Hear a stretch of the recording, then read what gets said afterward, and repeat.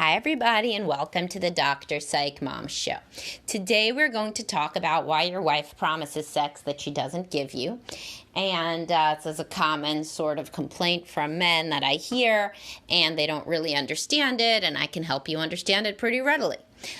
Before that, though, please do subscribe because I have loads of subscriber episodes that are great. The most recent is Why to Get to a Place of Acceptance Before You Divorce. So moving forward, there's only so many ways I could tell you about the most recent podcast episode of subscriber episodes. There's loads of others too, but I just kind of get sick of telling you, it's just one of those things, you got to experience it for yourself. You just have to subscribe and then see the plethora of wonderful episodes that are then at your fingertips. So today we want to dispel the myth that women are somehow worse than men because they promise something that they don't give, and men, of course, would never. What are we talking about? Of course they do the same thing. Think about it. How many times has your wife said to you, you know what, I think would be really nice. I think it'd be really nice if we did more date nights or something. And then you're like, oh yeah, that would be really nice. Week goes by, 2 weeks go by.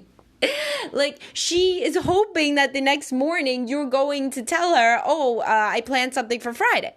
Literally, she's thinking that. Like, if you think that's crazy, that's just the same thing as what she's doing. A woman, when you think that she says, we should do more date nights, or we should enroll the kids in more activities, or we should really hang out with so-and-so, whatever couple down the street more, or we should really organize the garage, or we need to clean this kitchen because I saw ants the other day, or we need to get the kids new backpacks. Look at these backpacks. Or whatever the fuck she says. And then you say, oh, yeah, sure, I understand. Right? It's because you're supposed to say that. You're validating it. Of course, it's really not that important to you. You think about the kids' backpacks approximately less than never. So this shit doesn't really, matter to you. So in the moment, you're thinking about it. You're trying to be a good guy. Couple down the street, you could probably care if they live or die. But if she wants to hang out with them, all right, okay, sure. If they were literally in front of your face asking to hang out, you would say yes. Otherwise, do you think about them? Not at all. When your wife brings it up, sounds like a good idea. Okay, she's smiling. That's always good. Agree, fine. Does it sound like something you give a shit about either way? No. But does she have to know that? No. You're trying to be a nice guy. It is exactly the same thing when she talks about sex. You've complained that you aren't sexual enough in the relationship. You say you want her to initiate and be flirtatious. Does she really understand this shit? Not really. She has the sex drive of like an armoire. She feels approximately never that she would love to hook up with you later, but she knows that this is some flirtatious type of shit that you want her to say. So when she's feeling good, she's going to say it. There is approximately zero continuity between what she says and what she's going to do. The same way as when you say, oh yeah, definitely, we should go to fall festivals more. That does not mean that your ass is on the internet scouring the next fall festival in your area. And if you're the type of person, the sort of parenthetical, covertly narcissistic, end parentheses, person that thinks, oh yes, every single thing that my wife has ever mentioned, I have gotten upon that forthwith. I have immediately made every plan that she has ever discussed. Yeah, right. Yeah, right. You're not a perfect person. Look in at yourself. You don't even know the things that you don't know, like nobody does. So if I ask your wife, she could have a list of a million things that you don't do, that you have conveyed to her that you will do, but you've just not, and those things are so unimportant to you, and they do not rise to the level of anything that you remember because definitionally they are not important to you, so you don't remember them. And that's exactly how she feels about it when she texts you during the day, oh, I can't wait till you get home later so we can go to bed. She thinks, oh, this is a thing he wants me to do. I'm being a good wife. I feel good about him, so I'm going to flirt. Women that have a low sex drive or even a high sex drive that is responsive desire, they are still not men. They do not understand that in your mind, that is a narrative of something that will transpire later. It is not in that bucket of a commitment or a description of later events. It is called flirting. You've also said you want her to flirt and initiate, or you've conveyed that. So that's what she thinks that she is doing. It is in a totally different category. It's the same as your category of being agreeable when my wife talks. So when she's sitting there saying, I want to go to the fall festivals, I want to clean out the garage, I think we should paint this house a different color, whatever. You are trying to be nice and agreeable. That is the bucket that you are categorizing your responses into. You are not saying, by saying, oh, yes, you're right, I am signing a contract with my words, and I will begin to paint the house this evening. You're not saying that. But she, stupidly, just like you're stupid in the same regard with the text messages, she thinks you will. So then people come into couples counseling, and the woman will say something like, and he said that we could renovate the basement.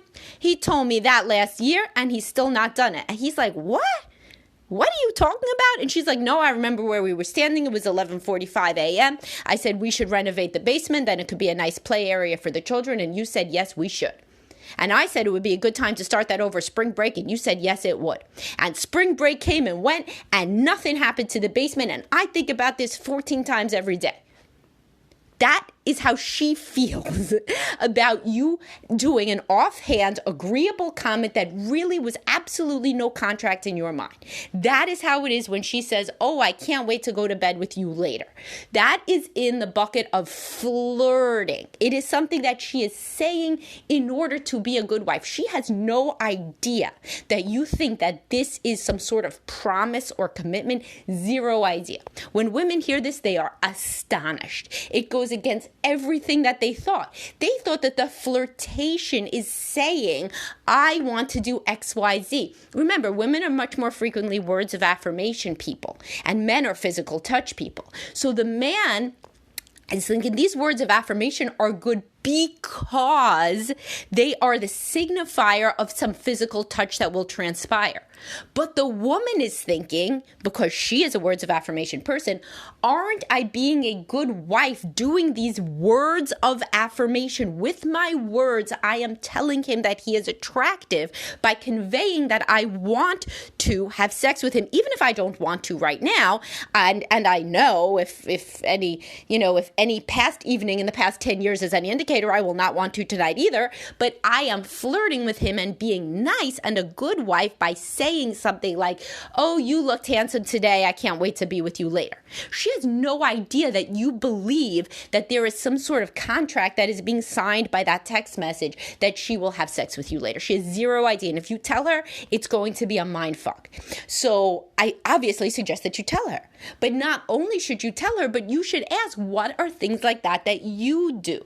You should say, I have realized that we probably think about these flirtatious text messages a lot differently, and I've always, and this is going to surprise you, but for all these years, when you say something about seeing me later and that we're going to go to bed later, I actually, every time I'm counting down the hours until we do whatever you said we're going to do. I literally think that it's going to happen. And I have started to realize that since you're not a mean person, you're not a mean person. She's not somebody that says to the kids, hey, kids, get in the car. We're going to go get ice cream, and then decides instead we're not, right? She doesn't do that.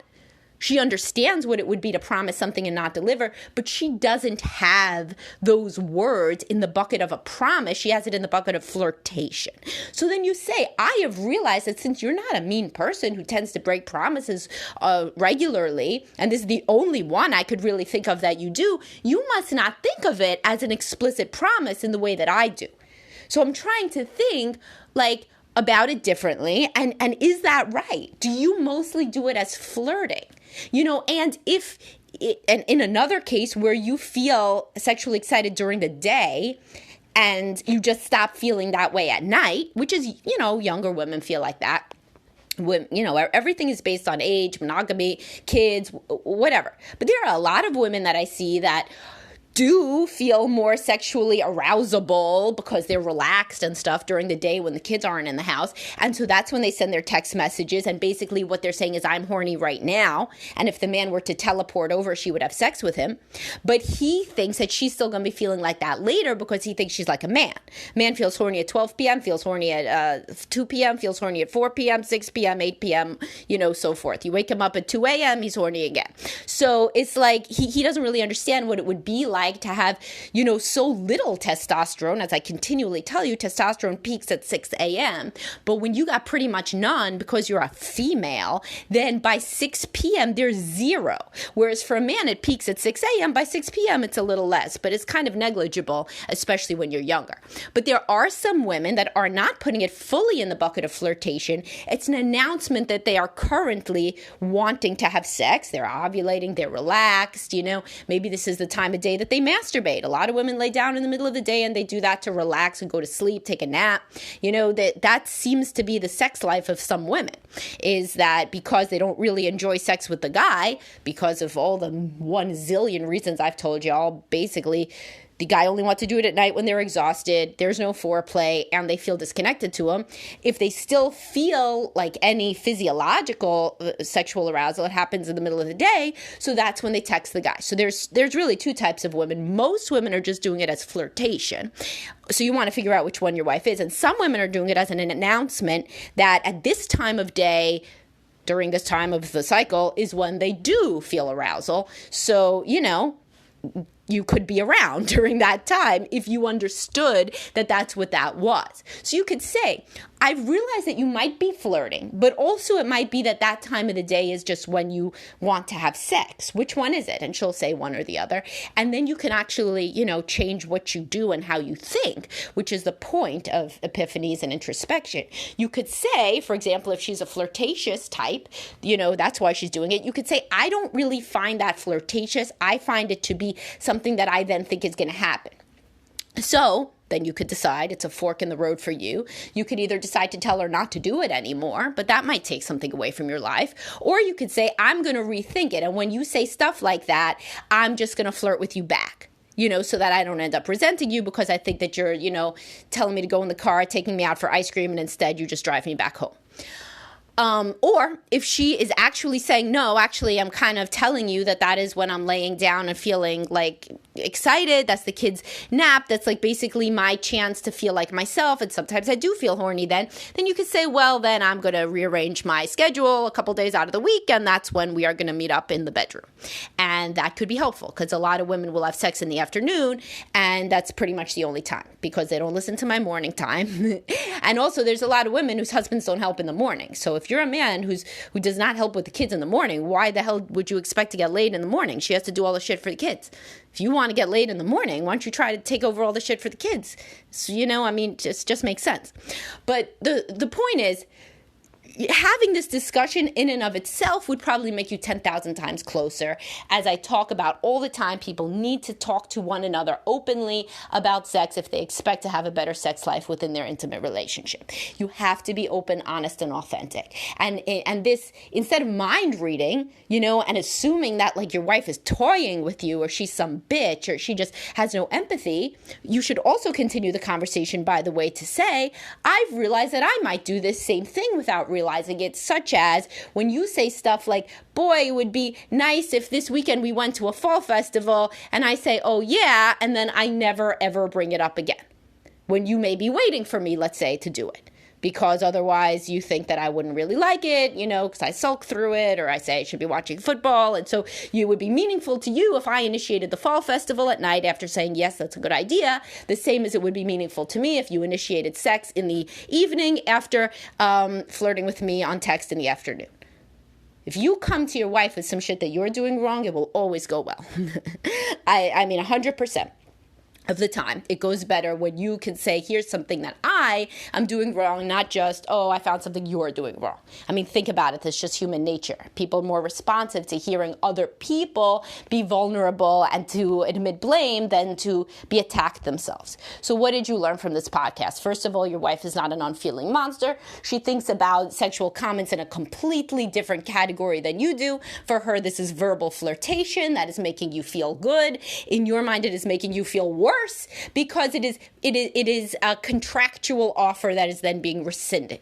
She does not even honestly most of the time remember 10 minutes after the flirtatious conversation is done. She feels nothing but a little warm glow because ironically she thinks she was a good wife by texting you those sorts of things that you like because you've made it clear that you like sex in general. So she's thinking, well, I can't have actual sex right now or probably later, but what I can do is I can flirt with him.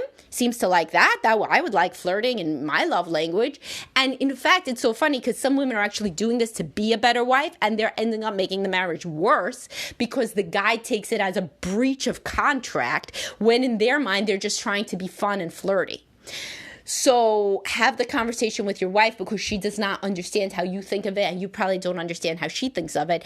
In a best case scenario, you could feel less bitterness and resentment.